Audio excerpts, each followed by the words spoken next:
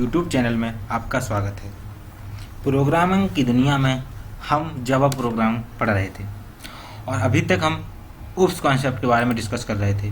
तो आज हमें आपको बताना है ऊप्स कॉन्सेप्ट में इनहेरिटेंस, जो कि काफ़ी इम्पोर्टेंट टॉपिक है ऑब्जेक्ट ओरिएंटेड प्रोग्रामिंग लैंग्वेज का। तो इनहेरिटेंस को समझने के लिए मैं आपको ब्लॉक डायग्राम के थ्रू कोशिश करूंगा बताने की। ये हमारी एक क्लास है और दूसरी क्लास हमारी ये है। ये हमारी क्लास ए है, ये हमारी क्लास बी है। ये ए क्लास है और ये हमारी बी क्लास है। तो इनहेरिटेंस का मतलब होता है कि हम इस क्लास की चीज़ों को इसमें एक्सेस कर सकें, यानी कि इसमें यूज डाटा मेंबर और मेंबर फंक्शन को अगर हम दूसरी क्लास में यूज कर सकें, इस कॉन्सेप्ट को हम कहते हैं इनहेरिटेंस। तो इनहेरिटेंस एक इसकी बेसिक प्रॉपर्टी है और इसके बारे में जानने के लिए मेरे वीडियो को पूरा देखते रहिए। मैं आपको एग्जाम्पल के थ्रू इसको पूरी तरह से क्लियर करने की कोशिश करूँगा। तो सबसे पहले तो हम आपको इसके कुछ बेसिक टाइप बता दें कि इनहेरिटेंस कितने टाइप का होता है। तो इनहेरिटेंस के बारे में जानने के लिए इनहेरिटेंस बेसिकली 5 टाइप का होता है, जो अगर आप C++ को जानते हैं तो आपको पता होगा कि इनहेरिटेंस 5 तरह का होता है। लेकिन जावा में इनहेरिटेंस सिर्फ और सिर्फ 3 तरह का यूज होता है, बाकी 2 टाइप का इनहेरिटेंस जावा सपोर्ट नहीं करता। तो आइए मैं आपको ब्लॉक डायग्राम के थ्रू इनहेरिटेंस को बता दूं क्या होते हैं। मान लीजिए ये 2 क्लास हैं, ये क्लास है ए और एक क्लास है बी। तो जब ये इसके साथ एक क्लास को दूसरी क्लास इनहेरिट करती है तो इसको हम बोलेंगे चाइल्ड क्लास और इसको बोलेंगे हम पेरेंट क्लास। ये चाइल्ड क्लास है, ये पेरेंट क्लास है। तो इस प्रकार के इनहेरिटेंस को हम बोलेंगे सिंगल इनहेरिटेंस। देखिए एक क्लास का दूसरी क्लास में इनहेरिटेंस हो रहा है, इसको बोलते हैं हम सिंगल इनहेरिटेंस। दूसरा इनहेरिटेंस होता है मल्टी लेवल इनहेरिटेंस। मान लीजिए एक क्लास ए है, एक क्लास बी है, एक क्लास सी है। ये 3 क्लासेस हैं और ये इसको इनहेरिट कर रही है और ये इसको इनहेरिट कर रही है। इसका मतलब क्या होगा? इसका मतलब ये होगा कि इनडायरेक्टली ये इसको इनहेरिट कर रहा है। तो ये क्या हुआ? लेवल के थ्रू इनहेरिट हुआ, तो इसको हम बोलते हैं मल्टी लेवल इनहेरिटेंस। तीसरा जो इनहेरिटेंस होता है वो होता है आपका हायरार्की इनहेरिटेंस। मान लीजिए ये हमारे 2 क्लासेस हैं, एक क्लास ए है जिसको हम इनहेरिटेंस करेंगे। तो हमने क्या किया, एक ए क्लास है पेरेंट क्लास, उसकी चाइल्ड क्लास ए है और उसकी दूसरी चाइल्ड क्लास ए है। मतलब सेम क्लास को हम जब एक से ज़्यादा क्लासेस में इनहेरिट करते हैं तो इसको बोलते हैं हायरार्किकल इनहेरिटेंस। इसके अलावा जो बाकी की इनहेरिटेंस हैं वो जावा सपोर्ट नहीं करता है, लेकिन मैं उसको आपको बता दूं कौन कौन से इनहेरिटेंस होते हैं बाकी। तो वो आपके हैं मल्टीपल इनहेरिटेंस, मतलब हम इसको एक ही क्लास में 2 क्लासों को इनहेरिट नहीं कर सकते। ये हमारा जावा सपोर्ट नहीं करता है, इस इनहेरिटेंस को जावा सपोर्ट नहीं करता है। अगला जो इनहेरिटेंस है वो है हाइब्रिड इनहेरिटेंस, जो कि सेम कंडीशन को फॉलो करता है। मान लीजिए ये देखिए, ये 2 क्लासेस हैं, ये उसको इनहेरिट कर रही हैं, तो ये तो पॉसिबल है जावा में। लेकिन हाइब्रिड बनने का मतलब क्या? एक और क्लास है जो इन दोनों को फिर से इनहेरिट कर रहा है, तो ये पॉसिबल नहीं है। तो ये 5 प्रकार के इनहेरिटेंस थे। अब इनहेरिटेंस को अप्लाई करने के लिए हम एक कीवर्ड यूज करते हैं जिसको कहते हैं हम एक्सटेंड।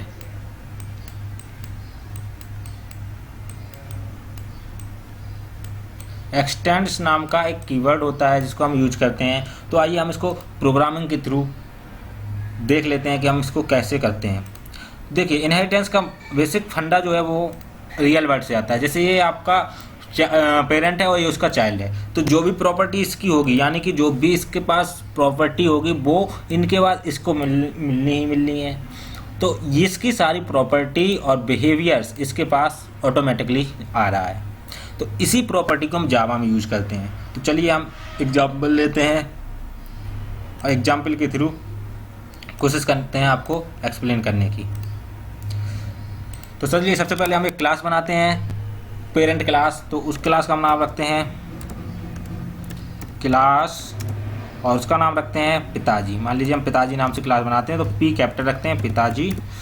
और ये क्लास बनाते हैं, इसके अंदर हम एक वेरिएबल ले लेते हैं, इंटीजर टाइप का एक वेरिएबल है एक्स, जिसकी वैल्यू हम 10 इनिशियलाइज कर देते हैं। और इसके बाद हम क्या करते हैं, एक चाइल्ड क्लास बनाते हैं। इस क्लास को ख़त्म करते हैं, इसके बाद नई क्लास बनाते हैं चाइल्ड क्लास चाइल्ड क्लास बनाते हैं। और इसकी बॉडी में हम एक फंक्शन बनाते हैं void m1 और इसकी हम बॉडी दे देते हैं। बॉडी में देना क्या है, हम ऊपर वाले x वेरिएबल को प्रिंट करा देते हैं इसके अंदर। तो हम प्रिंट करा देते हैं system dot out dot println और इसमें x को प्रिंट करा देते हैं।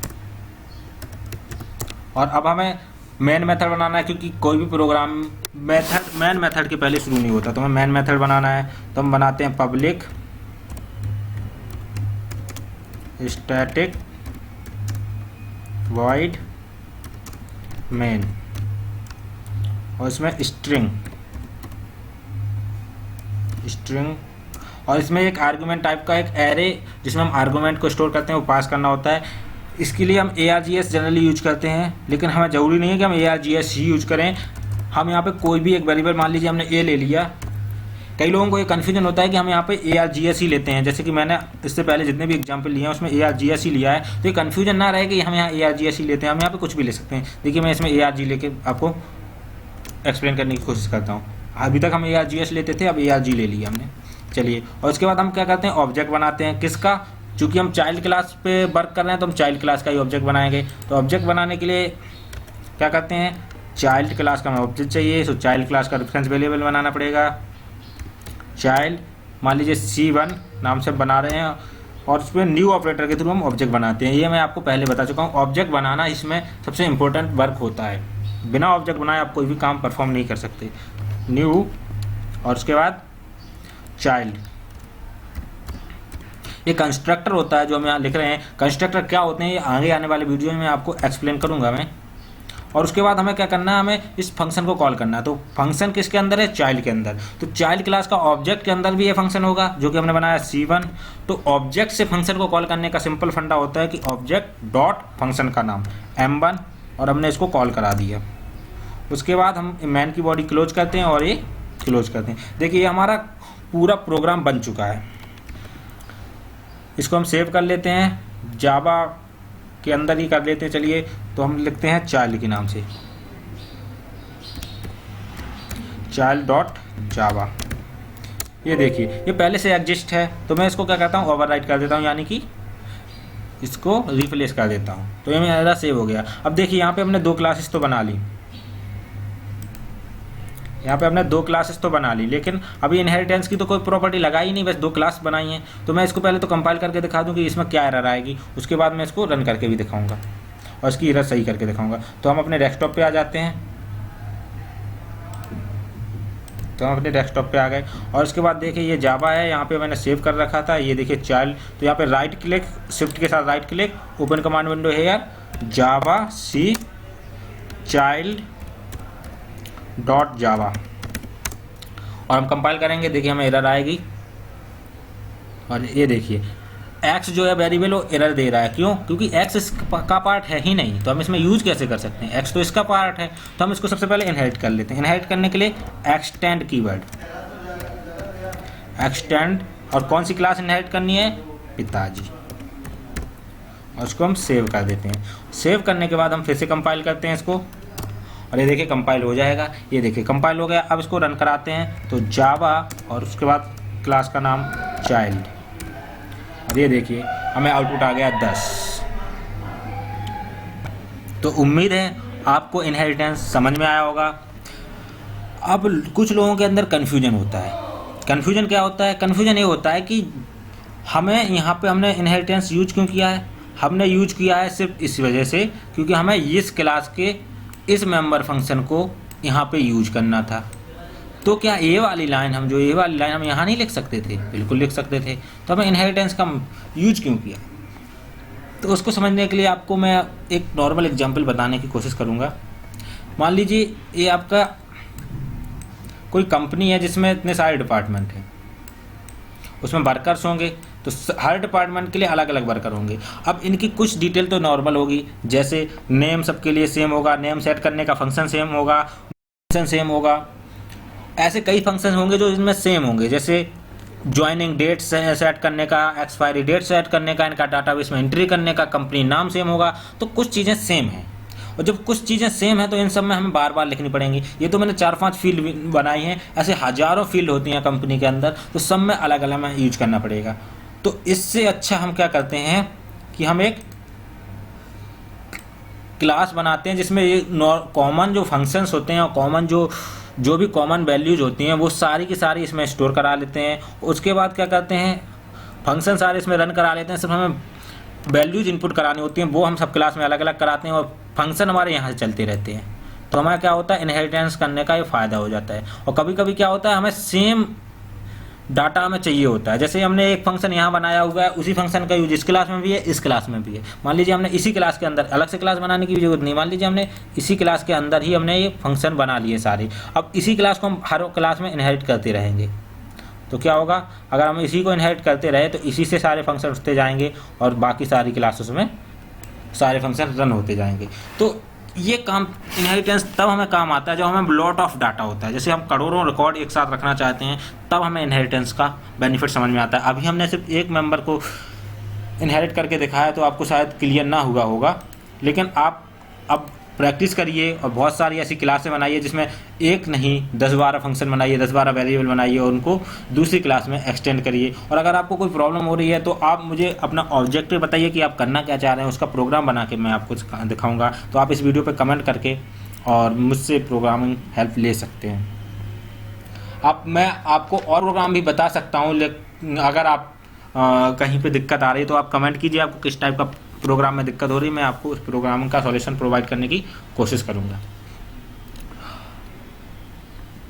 तो इनहेरिटेंस आपको समझ में आया, मैं उम्मीद करता हूं कि आप लोग इसकी प्रैक्टिस करेंगे। और आपको अगर फिर भी कोई डाउट है तो कमेंट कीजिए, मैं आपके कमेंट का रिप्लाई ज़रूर दूंगा। इसके बाद मैं अगला जो वीडियो होगा उसमें मैं आपको स्टैटिक और इंस्टेंस मेंबर फंक्शन और इसके बिहेवियर के बारे में बात करूंगा। तो मेरे चैनल को सब्सक्राइब कीजिए ताकि आपको नए वीडियो की जानकारी मिलती रहे। और मैं प्रोग्रामिंग के अलावा लेटेस्ट न्यूज़, लेटेस्ट टेक्नोलॉजी और अदर टेक्नोलॉजी पे वीडियो बनाता हूँ। तो मेरे चैनल को सब्सक्राइब कीजिए और मेरे बाकी वीडियोज़ को मेरे चैनल पे जाके ज़रूर देखिए, वो काफ़ी हेल्पफुल होंगे आपके लिए। कुछ जनरल टेक्नोलॉजीज़ हैं, कुछ एंड्रॉयड टेक्नोलॉजीज़ हैं, ये सारी टेक्नोलॉजी आपके काम आएंगी। उसके अलावा आपको जिस टेक्नोलॉजी में कोई प्रॉब्लम हो रही है उसके रिलेटेड, उस टेक्नोलॉजी से रिलेटेड वीडियोज़ के नीचे आप उस पर कमेंट कर सकते हैं, तो मैं उसका रिप्लाई ज़रूर करूँगा। अगर ज़रूरत पड़ी तो वीडियो बना के आपको उसको एक्सप्लेन करूँगा, अदरवाइज मैं कमेंट के थ्रू आपको रिप्लाई करूँगा। तो मेरे चैनल को सब्सक्राइब करना मत भूलिए। अगर आपको वीडियो पसंद आ रहे हैं तो मेरे चैनल को सब्सक्राइब कीजिए, वीडियो को लाइक कीजिए और शेयर कीजिए ताकि और लोग भी मेरा वीडियो देख सकें। Thank you for watching, thank you very much, happy coding.